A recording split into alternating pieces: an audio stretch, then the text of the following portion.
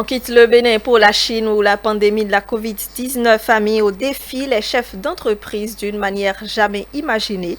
De nombreuses entreprises ont ainsi joué un rôle crucial à la protection de la santé physique et mentale de leurs employés et clients. Les confrères de CCTV+ nous donnent plus de détails. L'abréviation CME fait généralement référence au directeur général du marketing, la personne dont presque toutes les grandes entreprises responsables des plans de marketing pour augmenter les revenus. Mais maintenant, pour mieux respirer, au propre comme au figuré, les entreprises embauchent un nouveau genre de cadre, un directeur général de la santé. Il peut paraître étrange pour une entreprise de matériaux industriels d'avoir besoin d'un spécialiste de la santé, mais c'est justement ce que possède désormais le conglomérat parisien Saint-Gobain. Il l'appelle la directrice du développement durable. Shelley Chen a été nommée à ce poste en octobre dernier et est depuis occupée à rester en contact avec les employés, à organiser des calendriers de formation en santé et à enseigner aux autres comment aider. Le titre est responsable du développement durable. En fait, je suis responsable de l'environnement, de la santé et de la sécurité. Et vous devez fournir des connaissances techniques et professionnelles. Par exemple, pour la période de la COVID-19, aucun de nos employés n'a été confiné. Puis quand on voit l'autre région du groupe, ils ont traversé une période très difficile.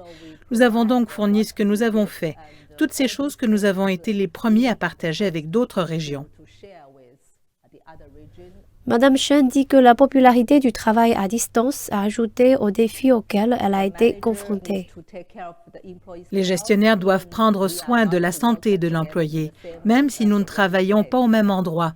Ainsi, pendant les heures de travail à distance, les gestionnaires doivent se connecter avec tous les employés pour s'assurer qu'ils sont en sécurité et en bonne santé.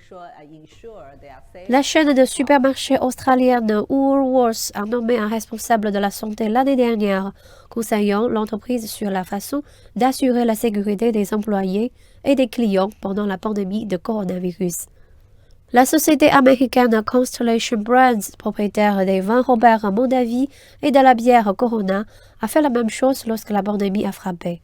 Même lorsqu'un cadre supérieur n'est pas spécifiquement chargé de la responsabilité de la santé des employés, les experts affirment que de nombreuses entreprises accordent encore plus d'attention aux problèmes en cause. En Chine, pour le moment, nous n'avons pas vu une augmentation énorme. Je pense que dans certains autres marchés, dans la région Asie-Pacifique ou dans le monde, ce sont les postes dans lesquels les entreprises investissent.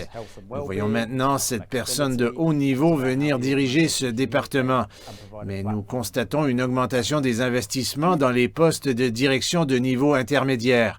Mais nous voyons les organisations investir davantage dans leurs propositions de valeur pour les employés. Il s'agit de bien-être en matière de santé. C'est une question de flexibilité.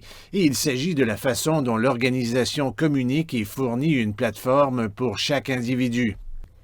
Et ce n'est pas seulement une question de santé physique. Un rapport publié à la fin de l'année dernière par McKinsey a montré que 62% des employés dans le monde considéraient les problèmes de santé mentale comme l'un des principaux défis de la crise de la COVID-19.